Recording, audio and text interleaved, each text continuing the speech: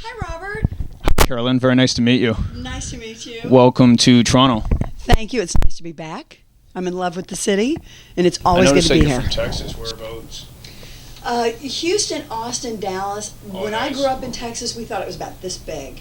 And when my friends got our driver's licenses, we went everywhere. We went to all the college dance. We went to all the major events in the state. And music, of course, at that point. Texas had a music scene to rival anything in the world. And we had the time of our lives. Because being fortunate enough that I've been to Austin a couple times now for South by Southwest, and I fell in love with that city. How can you not? It's like instantly. I've been wanting my husband to move to Texas with me. I love LA, and LA's been very good to me. Mm-hmm. But the film business is changing, and it's breaking up, and it's becoming a lot more one-to-one. The product can go directly to the consumer now, to the audience. And I don't feel the compulsion or the need to be in LA in the same way that I used to. My husband's born and raised there, so getting him out will take dynamite. But my family is still in Houston, but I would love to live in Austin. It's a beautiful city and the people are wonderful. I was curious, what was it that spurred your decision to become an actress? I think part of it was it just looked like fun. It didn't look like work. And I've always loved movies. I've always been in love with movies. And the actresses I grew up with were really, they were examples of who I wanted to be. You know, Katharine Hepburn, Bette Davis, Barbara Stanwyck. These were smart, accomplished, savvy women. Great men came into their lives. Great men left their lives. They always had fabulous careers or wonderful adventures. And I thought, what a great life it would be to be able to pretend all the time. And that was pretty much what it was. I just wanted to play. So how did you land your first role in the film business? My first role, oh God, I wish I could remember the producer's name. My first role was an industrial film in Houston, Texas. And I think it was like an anti-drug film or something. I can't remember what it was. I had just landed an agent and had just started acting lessons. And it was my first job, and it paid like $363, which was huge. And I had to smoke pot and pass out. And it was a video when they were still using those Betamax machines. It was one of those things. I loved it. I was hooked. That was it. One of the great roles that you're going to be you're fondly remembered for is obviously Texas Chainsaw Massacre 2. It's hard to meet you and not bring up that film. And I was wondering, how did you land the role of Stretch? I think it's one of the all-time great audition stories ever. I was living in Dallas. My agent sent me to Austin. Kit Carson and Toby Hooper were set up doing their casting. They had brought in about 125 girls. And the audition room, when I was sitting outside in the hallway waiting for my turn, the audition room was silent. Each actress would go in and come out, and it was dead silence. And I'm looking at the pages of script, and it says in the script, she runs screaming down a hallway. She rips open the door to the ice house. She goes in, she slams it. She pulls up she's got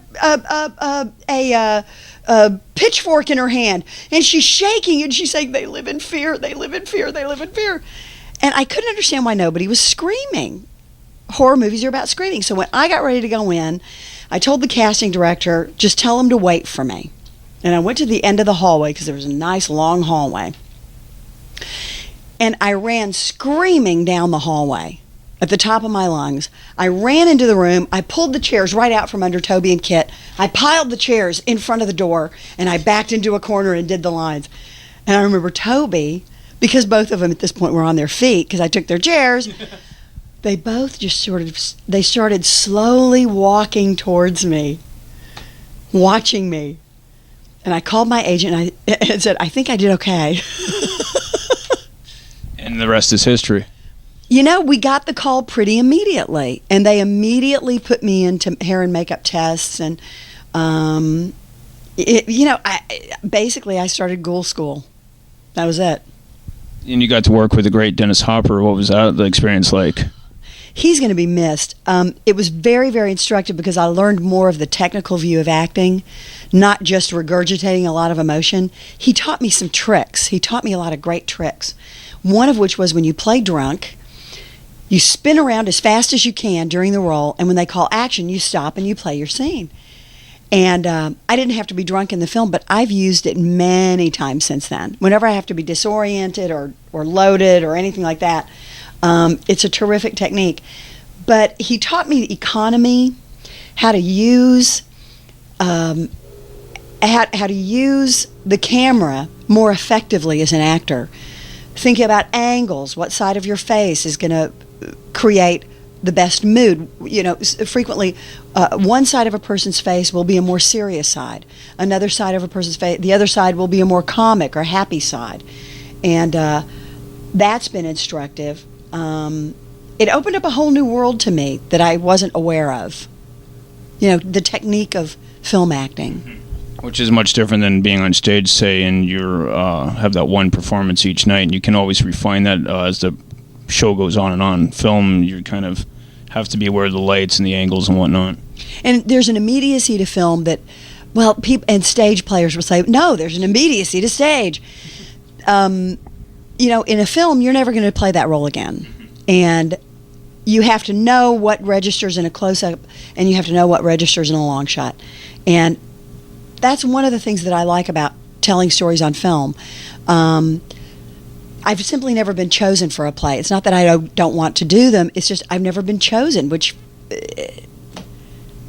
flummoxes me completely. Well, hopefully one day you get that opportunity. I have a feeling it will I'll get the opportunity when when I'm not any good at memorizing lines anymore. That's an art form in and of itself also. It is. But I also discovered this technique from Dennis. He said, always think of it like a song. There's music with every emotion. And when you memorize your lines, when you're learning your lines, there's an emotional score going on behind it. And he said, if you can learn to sort of sing your lines, think of it like opera, in your head, it's much easier to remember the line itself, but where you are emotionally in a scene. And that has also been very, very helpful to me. I've been fortunate enough to be attending a lot of different film festivals over the years, some genre-based, and I've noticed a lot more women are coming out to horror films, and a lot more women are getting opportunities to not just run around screaming, but get the opportunities to work behind the camera. How have you seen the film business change over the years to allow these opportunities to occur? I think Tobe Hooper changed it pretty much forever with the concept of the final girl, and it was never a formalized concept, but genre media named it. You know, having a female character who doesn't just scream, fall down, scream, fall down, scream, fall down, get killed. And having a female character who is resourceful, who does fight back, who sometimes does turn the tables on her terrorizer. It's, you know, a lot of people say it's a female empowerment thing. I think it could be an empowerment thing for just about anybody, because men do it as well. That's just part of the genre. Good and evil in a constant fight with one another for primacy. And women are simply more evident, and their storylines are a little more obvious now than they used to be. They're not just victim casting choices, they're character casting choices. Which is the way it should be. I mean, people are people at the end of the day. Exactly. And the thing is, you can get into some storylines and some story situations that create a lot of tension and a lot of suspense and a lot of fear. And it's a fantastic genre. And it's always changing and it's always evolving. Which more women getting opportunities working in horror cinema, which brings me to your latest film, The Unleashed. It was written by two women. Yes. Two very imaginative women. And the thing is, they came up with what one would think of as a pretty standard ghost story. It features a Ouija board, which most kids have played with, not taking it terribly seriously. They decided to put a much more serious take on it, other than the obvious commercial angle that immediately springs to mind. And I think they came up with a really great ghost story. It's not a lot... There's not going to be the level of gore and scares that you're going to see in Saw, but you're going to have suspense and character development and story. And I know from my experience on the convention circuit, fans hunger for that. They hunger for those stories and for those very well-defined characters that they can root for or pray that they're going to get killed by the bad guy. And this movie has a lot of those opportunities. There's some very well-drawn, finely drawn, well-drawn characters in this film. Speaking of characters, could you tell me about your character, Professor Curtis? You know, she was kind of a last-minute addition. My manager had become acquainted with the Silva brothers and the Dark Skies Company as it was beginning to form. And as they talked about the script and as they talked about the movie that they were making, my manager had some key story ideas and some pivot points in the plot that he thought would be well served by the addition of some additional characters. And they decided to come up with Professor... Curtis. They decided to come up with Professor Curtis as a means of providing some exposition, but a bridge forward into the action that was going to come. And you've got to try to ground your audience. There's the moment in every film, and I don't care what the genre is, where and it's always at the beginning of the film, where the audience is asked to suspend their ordinary systems of belief and rationalizations and embrace whatever the story is that's being introduced. And that's the function, in a way, that Professor Curtis, that's what she provides. Have you ever seen a ghost? Because there are very few people, when you ask that question, will say they've had some spiritual experience, whether it is a religious experience, an experience with art, in Rome, with family members recently passed on, with children who can't relate to a story like that. And speaking of the director, Emanuel de Silva, this would be a second feature film. What was it like to work with him? I was telling the story today to a friend of mine that we're working here on the premiere this weekend, and I said, if Manny could curl himself up in a teeny tiny ball and shrink himself and be in the lens of the camera, that is where he would want to be, because his visual style is well defined, like Rob Zombie's is. A Rob Zombie's film without the sound. He's got a color palette that he favors. He's got a mood and an ambiance in this film that's unmistakable. But Manny de Silva loves story. He loves to tell stories. He loves to hear stories. He has a childlike joy in what's going to happen next. What's going to happen next? You can see the anticipation in his face. And when we were shooting, I could see the absolute childlike joy and awe in his face at watching our scene unfold. And that's everything. It's almost like he's your first audience. You get that kind of live experience. And the thing is, he's not a jaded audience. He's not simply thinking about camera angles and the mechanics of film, or solely dedicating himself to a visual statement. He really loves these characters. He really loves actors, and he loves watching everything happen. As we were talking, I was fortunate enough to work with Karen Black in Toronto a couple years ago for her one-woman show, My Life for Song. You have a great story to talk about, Ms. I love that you brought up your Karen Black story, because her son, she was married to Kit Carson, who was the writer of Texas Chainsaw Massacre 2. And they had a lovely son named Hunter. And during the course of the production of Texas Chainsaw Massacre 2, there was little Hunter. He was 4 or 5 or 6 years old, punky little kid, very strong, very cute. I did a convention in Texas a few years back. She was in attendance. And of course, she also was one of my great, great television role models. She was always these quirky, crazy, incredible characters in all of her movies. And who should I meet looming up behind her? Hunter Carson become an adult. He's a big, good-looking boy. He lives in Dallas. And we had a delightful time at that convention. And getting acquainted with her was a wonderful, wonderful opportunity. Yeah, she's a great lady and a real talent. She is. She's still out there. She's still busy. She's still in demand. And the beauty of this genre, of the horror genre, it's very, very hospitable to women my age.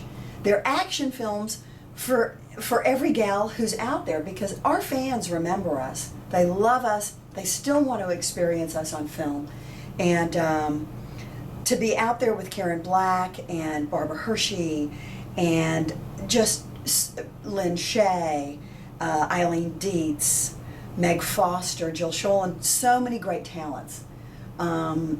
It continues to offer phenomenal opportunities. So I know I'm going to be doing this genre for a very long time. Well, it's like a lot of people can look at the horror genre very quickly and go, well, it's really not for women. I mean, they're victims and whatnot, but you start watching horror films and you work in them and whatnot, and as you're saying, a lot of women in Hollywood, they get to a certain age and they're kind of discarded.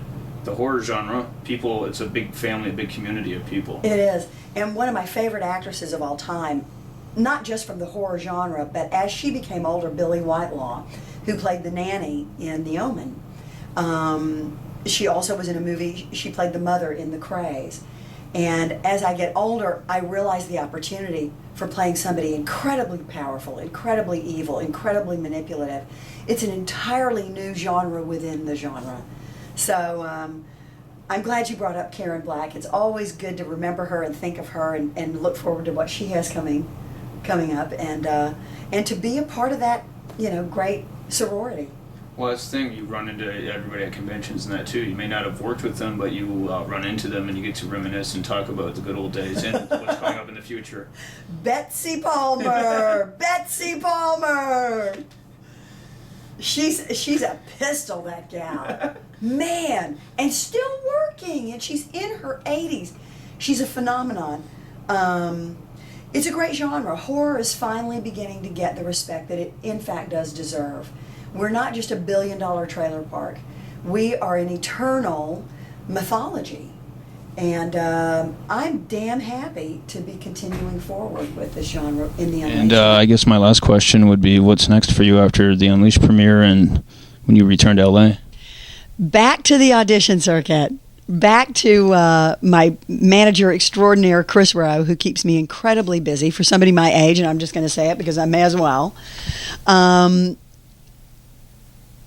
I have kids. I have a husband. I have a dog. So life has a certain balance for me, whereas when I was in my 20s, if I wasn't constantly busy, it was very difficult. Today, I'm so busy that it really begins to knife into my family time. And on the one hand, I'm really happy to be doing the premiere this weekend. On the other hand, by Sunday night, I'm going to be ready to see my kids. So, but like I said, Chris keeps me very busy. Television is always out there. And I'll get back to the business of the business. That's cool. This is what you're saying. It's good to have that balance in life. Some people don't have that balance. It makes a difference. I mean, there has to be a greater reason for existence than just getting jobs. Mm-hmm. And having family, friends, having a life that's grounded in all that love and happiness, and those things are important. Well, it's good to have success, but you have to have somebody to share it with. Precisely.